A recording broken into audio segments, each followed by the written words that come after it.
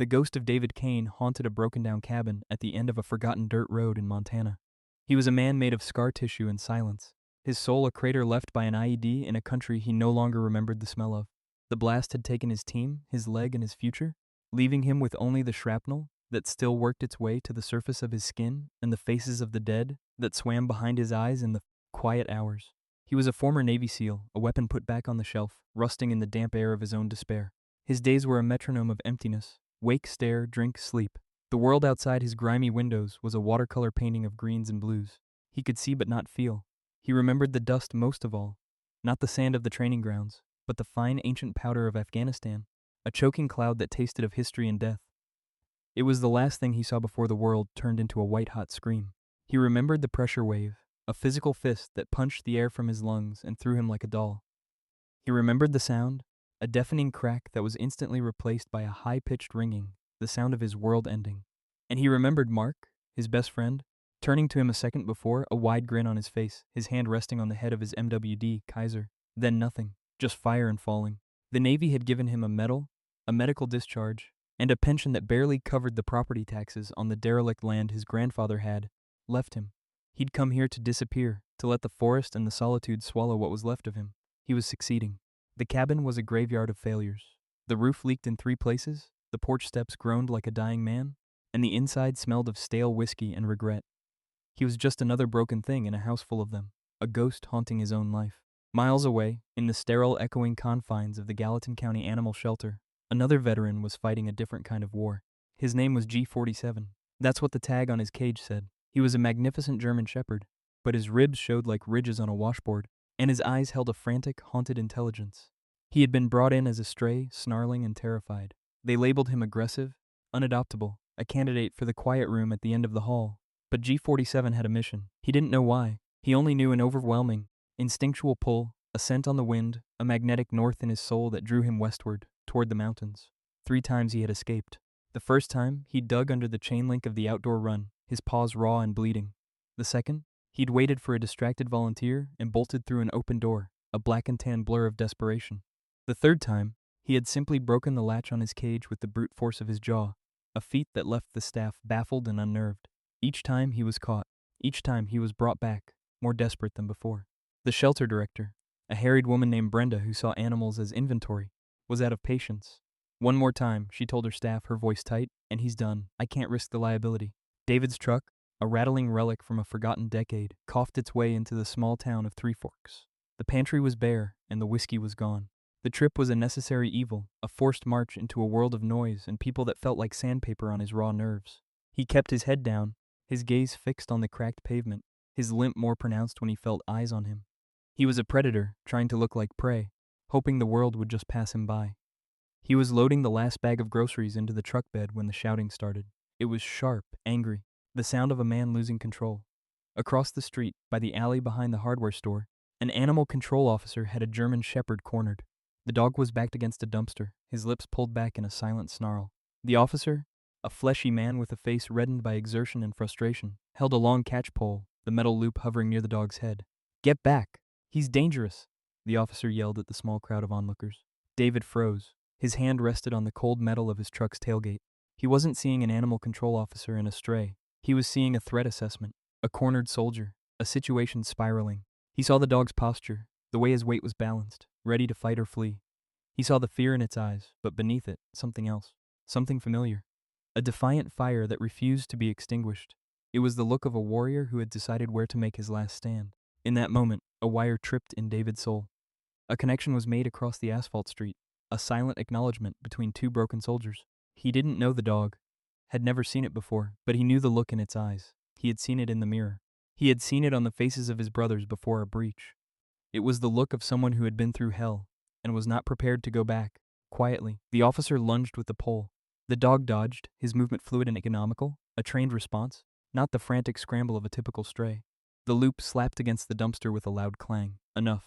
The word formed in David's mind, cold and hard as steel. He pushed off his truck and started across the street. He didn't hurry. His limp gave his gait a deliberate, rhythmic cadence. Each step was a hammer blow against the apathy that had encased him for years. The small crowd parted for him, sensing a shift in the air, a different kind of authority approaching. That's enough, David said. His voice was low. a gravelly rumble that cut through the officer's agitated shouting. It was not a request. It was a command. The voice he had used to send men into the jaws of death. The voice that had held them together in the dark. The animal control officer, whose name tag read Gus, turned, startled. He saw a tall, scarred man with eyes that looked like chips of old ice. "This is official county business, mister. This animal is dangerous and needs to be impounded." "You're escalating," David stated, his eyes never leaving the dog. He saw the subtle relaxing of the animal's shoulders. The dog was still wary, but he had registered a new element, a potential ally. "You're crowding him. Give him space." "I know how to do my job," Gus snapped, his authority challenged. "Your job is to control the animal, not terrorize it." "You're doing a poor job," David said flatly. He took another slow step forward, placing himself partially between the officer and the dog. He slowly knelt, wincing as his bad leg protested. He didn't look at the dog directly. He turned his body sideways, making himself smaller, less of a threat. He held out his hand, palm down. "Easy," he murmured, his voice now a low, calming whisper. "Easy, boy." The dog watched him, a low growl still vibrating in its chest, but the frantic terror was gone. He was assessing David with that unnerving intelligence. He smelled the man. He smelled old blood, gunpowder, and a profound, aching loneliness that was so familiar it could have been his own. "He's a repeat escapee from the county shelter," Gus said, his tone slightly less aggressive, thrown off by David's quiet confidence. "Director wants him back, and she's not happy." "What's his story?" David asked, his attention still on the dog. "No story, just a stray, aggressive, unadoptable," Gus recited, the words a death sentence. David felt a surge of cold fury. Unadoptable, a piece of inventory to be disposed of. He looked at the proud, terrified animal, and he made a decision. It was not a thought-out plan. It was an instinct, the same instinct that told him when to pull a trigger and when to hold fire. "I'll take him," he said. Gus scoffed. "You can't just take him. He's county property. There are procedures. He has to be processed, evaluated. Then I'll follow the procedures." David cut in, finally looking up at the officer. His gaze was flat and absolute. "I'll foster him. You can sign the paperwork over to me. I'll take responsibility." Something in David's stare made Gus take an involuntary step back. This was not the kind of man you argued with over paperwork. He saw the faded military-style tattoo peeking from under David's sleeve, the hard set of his jaw, the utter lack of fear in his eyes. This was more trouble than a stray dog was worth. "Fine," Gus grumbled. "But you'll have to come down to the shelter, and Brenda's going to have your hide." "I'll manage Brenda," David said. He turned his attention back to the dog. The growling had stopped. The shepherd took a hesitant step forward, then another, and gently sniffed David's outstretched hand. The touch of his wet nose against David's skin was like a jolt of electricity, the first thing he had truly felt in years. The county shelter was a symphony of misery. The air was thick with the smell of bleach and despair, and the sound was a constant chorus of frantic barking and mournful howls. It was a prison, and David felt the walls closing in the moment he stepped inside. Brenda, the director, was a woman who looked like she was perpetually chewing on nails. She eyed David's scarred face and worn clothes with undisguised suspicion. "So you're the one who interfered with my officer," she said, her arms crossed. "I de-escalated a situation your officer was mishandling," David corrected her, his voice even. "I'm here to foster the dog, G47. Brenda laughed, a short, sharp sound with no humor in it. "That dog? He's a menace. He's escaped 3 times. He broke a steel latch. He's not a foster candidate. He's a liability. He's scheduled for euthanasia tomorrow morning." David's blood ran cold. Tomorrow morning. The words hung in the air like a hangman's noose. "You're going to kill him because you can't keep him in a cage?" "I'm going to protect this county from a lawsuit when he bites some kid," she retorted. "He's unpredictable, aggressive." "He wasn't aggressive with me," David said. "He was terrified. There's a difference." He leaned forward slightly, his presence seeming to suck the air out of the small office. "Give him to me. I'll sign whatever waivers you want. Full responsibility. He gets out, it's on me. He bites someone, it's on me. Let me give him a chance." Brenda stared at him, chewing on her lip. She saw the desperation in his eyes, but it was coiled around a core of something unbreakable. She was tired. The shelter was overflowing. The budget was cut. This dog was a problem, and this strange, intimidating man was offering to make the problem go away. It was against the rules, but it was a solution. "1 week," she said finally. "I'll list him as in-home behavioral assessment. If there's one single complaint, he comes back, and I don't want to see him again." "Understood, understood," David said, a wave of relief washing over him so potent it almost made him dizzy. The journey back to the cabin was quiet. The dog sat in the passenger seat, rigid and alert, staring out the window. He didn't look at David. He was a soldier in enemy territory, observing, gathering intel. When they arrived, he refused to get out of the truck. David didn't force him. He simply opened the door and went about his business, unloading his groceries. He left the truck door open. Hours passed. The sun began to dip below the jagged peaks of the mountains, painting the sky in hues of orange and purple. David sat on the porch steps watching. Finally, the dog emerged from the truck. He moved slowly, cautiously, his nose testing the air. He circled the cabin, his claws clicking softly on the hard-packed earth. He was mapping the terrain, establishing a perimeter. David watched, a sense of awe growing in him. This was no ordinary stray. This was a professional. Later that night, under the dim light of a single bare bulb in the kitchen, David managed to coax the dog inside with a bowl of food. The animal ate ravenously, but with a strange disciplined focus, never taking his eyes off David. He was emaciated, his coat dull and matted. David filled a bucket with warm water. "All right, soldier," he murmured. "Let's get you cleaned up." The dog flinched when David reached for him, but he didn't snarl. David moved slowly, speaking in that same low, calming tone. He gently washed the grime from the dog's fur. The animal stood perfectly still, trembling slightly, enduring the contact with a stoicism that broke David's heart. While cleaning the filth from around his ears, David's fingers brushed against something. A slight irregularity in the skin on the inside of the dog's right ear flap. He tilted the dog's head toward the light. His breath caught in his throat. There, faded and blurred but still legible, was a tattoo, a series of letters and numbers. It wasn't a breeder's mark, it was a military identification code. David's heart began to hammer against his ribs. He knew that format. He had seen it 100 times. He backed away slowly, his mind racing. He stumbled over to the corner where his old laptop sat collecting dust. He fired it up, praying the battery still had a charge. He connected his burner satellite modem, the one he kept for emergencies, the one that gave him a ghost presence on the web. His fingers, clumsy with shock, typed in the address for a back-channel database, a place for old soldiers to find information the official channels wouldn't provide. He entered the tattoo number, K9M786. He hit enter. The screen blinked, and then a file appeared. The photograph showed a proud, powerful German shepherd in its prime, sitting beside a young, smiling sailor. David's world tilted on its axis. He knew that smile. He would know it in his grave. Handler, Petty Officer Mark Renshaw, Canine, MWD Kaiser, Mapaya presumed Kaya, Incident Report 7B4, Helmand Province. David stared at the screen, the air turning to ice in his lungs.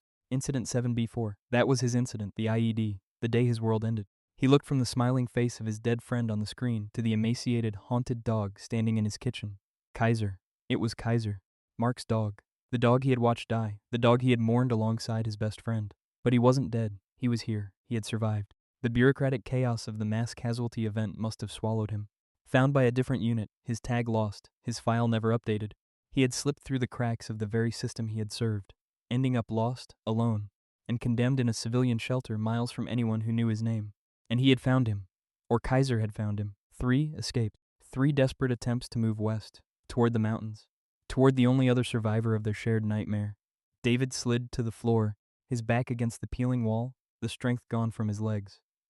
He looked at the dog, and for the first time he saw him clearly. He saw the way he held his head, the intelligence in his eyes, the ghost of Mark's smile reflected in the animal's loyalty. "Kaiser," he whispered, the name a prayer on his lips. The dog's head snapped up, his ears swiveled. He took a hesitant step forward, then another. He stared at David, a flicker of recognition in his deep amber eyes. He let out a low whimper, a sound of profound, heart-wrenching confusion and grief.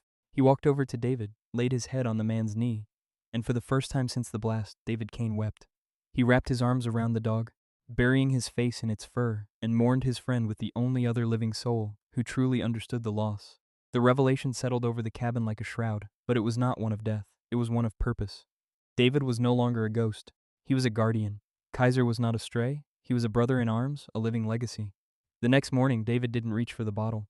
He reached for the dog. He brushed Kaiser's coat until it shone. He fed him the best of the food he had. He spoke to him not in murmurs, but in full sentences, telling him stories about Mark, about their training, about the good days.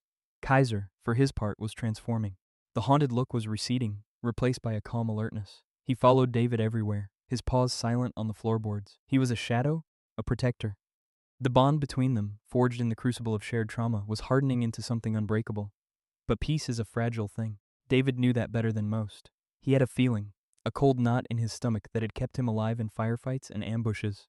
The same feeling that told him this wasn't over. A dog like Kaiser, a highly trained MWD from a specialized program, didn't just get lost. Someone, somewhere, had to know his value. His instincts proved correct 3 days later. It was dusk. The sky was bleeding purple over the mountains. David was on the porch, watching Kaiser practice a stay command. The dog was perfect, his discipline absolute. That's when David heard it. Not a sound, but the absence of one. The crickets had stopped chirping. The birds were silent. The forest was holding its breath. He put a hand on Kaiser's head. "Easy," he whispered. Kaiser didn't move, but a low growl rumbled in his chest. David's eyes scanned the tree line. Nothing. But he knew. They were out there. He had felt this same electric tension a dozen times before. The quiet before the storm. The hunter's pause before the kill. He stood up slowly, his body moving with a fluid grace he hadn't possessed in years. The rust was falling away, revealing the weapon beneath. Inside, he commanded in a low voice. Kaiser immediately broke his stay and trotted into the cabin, staying low. David followed, his eyes still scanning the darkening woods. He didn't turn on the lights. He moved through the familiar darkness of his home, his hand going to the loose floorboard under his bed. He pulled out an old, oil-stained canvas wrap. Inside was his Sig Sauer P226, his companion from his former life. He checked the magazine, full. He racked the slide, the sound unnaturally loud in the silence. A floorboard creaked on the porch. They were here. David moved to the side of the front window, pressing his back against the wall. He held the pistol in a two-handed grip, his breathing slow and steady, his heart a cold, hard drum. Kaiser was crouched near the fireplace, utterly silent, a coiled spring of muscle and fury. The front door exploded inward, kicked off its hinges. Two figures, clad in black tactical gear, swept into the room, moving in a practiced, fluid formation. They were professionals. One went left, the other right, their suppressed rifles pointed, sweeping the room. Clear, one of them whispered into his comms. They weren't police, they weren't military, they were mercs. David's mind processed it instantly. The contractor. Someone wanted their asset back. The man on the right moved toward the kitchen. The man on the left began to sweep toward the bedroom. David was a ghost in the shadows of his own home. He waited for the second man to pass his position. As the man's back cleared the doorway, David moved. He was not a broken man anymore. He was a seal. He struck out like a viper, his left arm wrapping around the man's throat, cutting off his air, his right hand bringing the butt of his pistol down in a brutal, precise strike to the temple. The man crumpled without a sound. One down. The first man in the kitchen heard the soft thud. "Status?" he hissed. Silence. He swore under his breath and began to move back toward the main room, his rifle raised.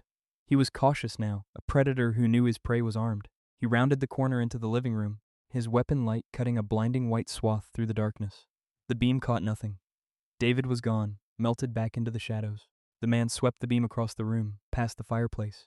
That was his mistake. With a sound that was half bark, half roar, Kaiser launched himself from the darkness. He was not a dog. He was a projectile, 100 pounds of trained fury.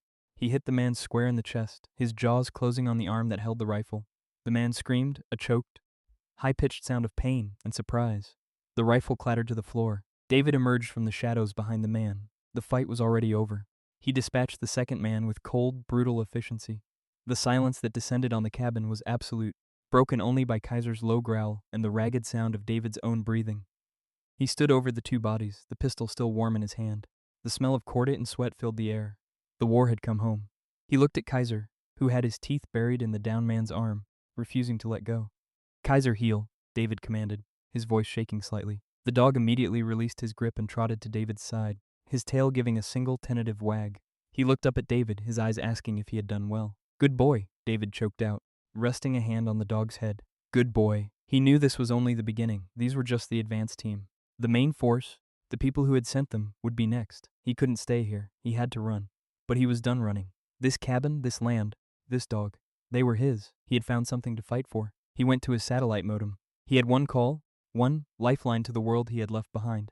He typed a short, encrypted message to a secure number he had never thought he would use again. The number of his former commanding officer, Captain Eva Rostova, a woman who valued loyalty above all else. The message was simple.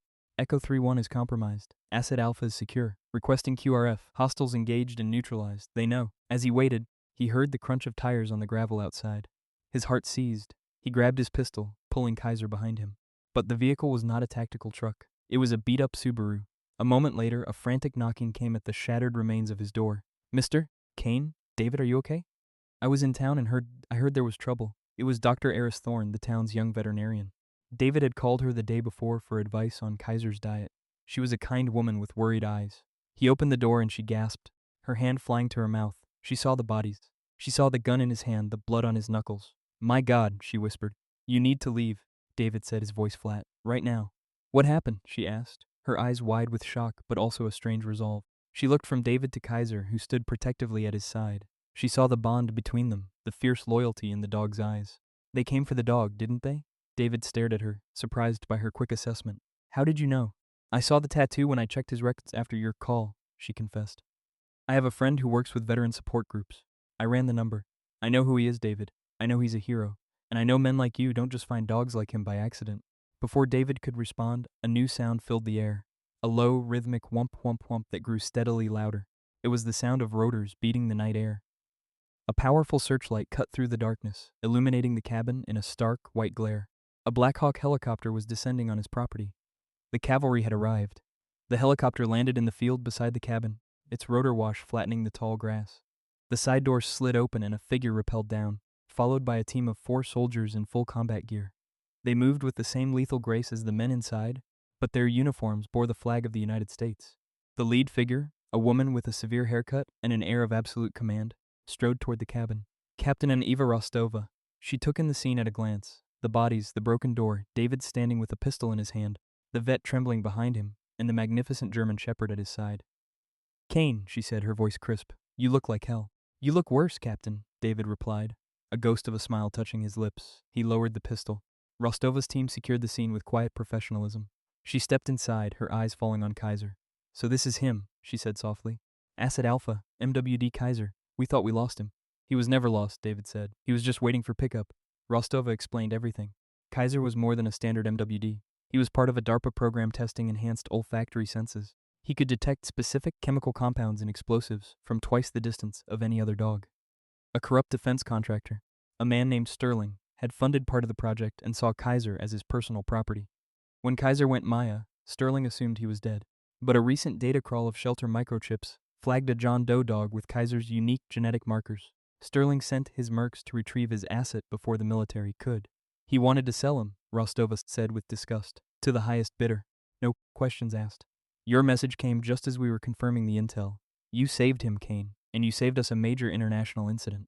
As her team was cleaning up, Rostova handed David a thick envelope. This came to my office a few months ago. We had no forwarding address for you. I was holding on to it. David took it. The return address was for Mark Renshaw's parents. His hands trembled as he opened it.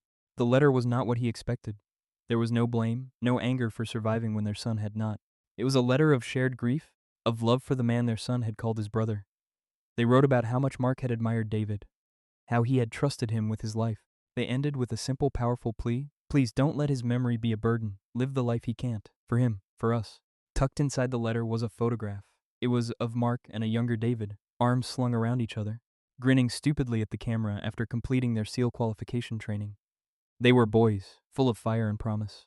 David stared at the photo, and the dam he had built around his heart, the one that had held back years of unshed tears and unspoken grief, finally shattered. He sank to his knees, the letter clutched in his hand. Kaiser, sensing his distress, came to him, pushing his head into David's chest, whining softly. David wrapped his arms around the dog, this living, breathing piece of his past, this symbol of survival and loyalty, and he wept. He wept for Mark, for his lost team, for the man he used to be, and for the profound, unexpected grace of a second chance. Eris and Rostova watched in silence, 2 women from different worlds, bearing witness to a soldier's long-delayed return home. 1 year later, the Montana sun warmed the newly repaired porch of the cabin. The leaking roof was fixed, the windows were clean, and a small, thriving vegetable garden grew where weeds had once choked the earth. The house no longer smelled of whiskey and decay. It smelled of fresh paint, pine needles, and baking bread. It was not a derelict shell anymore. It was a home. David Kane sat in a handmade rocking chair, a mug of coffee in his hand. The haunted look was gone from his eyes. It had been replaced by a quiet calm, the look of a man at peace with his ghosts. His scars were still there, the limp was still present, but they were just a part of his story now, not the whole of it. At his feet, Kaiser lay sleeping in the sun. His coat was thick and glossy, his body strong and healthy. He was every inch the noble warrior he was born to be. But the frantic energy was gone, replaced by the deep, steady confidence of a dog who knows he is home, who knows he is loved. David's phone rang. He smiled as he saw the caller ID. Captain, he said warmly. Or should I say Major? Eva Rostova's laugh came through the speaker. Still Captain for a few more weeks, Kane. Don't rush me. Just calling to check in. How's our boy? He's busy holding down the porch, David said, looking down at Kaiser. Tough duty. He's complaining about the lack of hazard pay. Tell him his pension is being paid in belly rubs and steak, she retorted. Sterling and his whole operation are gone, by the way. Military tribunal. They won't be seeing the light of day again. You and Kaiser are officially cleared. He's yours. For good. A weight David hadn't even realized he was still carrying lifted from his shoulders. Thank you, Eva, for everything. Thank you, David, she said, her voice softening. You reminded some of us what we're fighting for. Take care of each other. We will, he promised. He hung up the phone and took a deep breath of the clean mountain air. Kaiser stirred, lifting his head and looking up at him, his tail thumping a soft rhythm against the wood of the porch. David reached down and scratched the dog behind his ears, right where Mark always used to. They had a new mission now, he and Kaiser. It was simpler than their old ones, but no less important. To live, to heal, to be a family. Two broken soldiers, two survivors of the same fire, who had found their way through the darkness and back into the light. They had found their way home, to each other. David stood up, stretching his good leg. "Come on, boy," he said, his voice full of a warmth he never thought he'd feel again. "Let's go for a walk." Kaiser leaped to his feet, a joyful bark escaping him. Together, man and dog walked off the porch and into the golden light of the setting sun. Two souls made whole, their shadows stretching long behind them, on the path to their new life.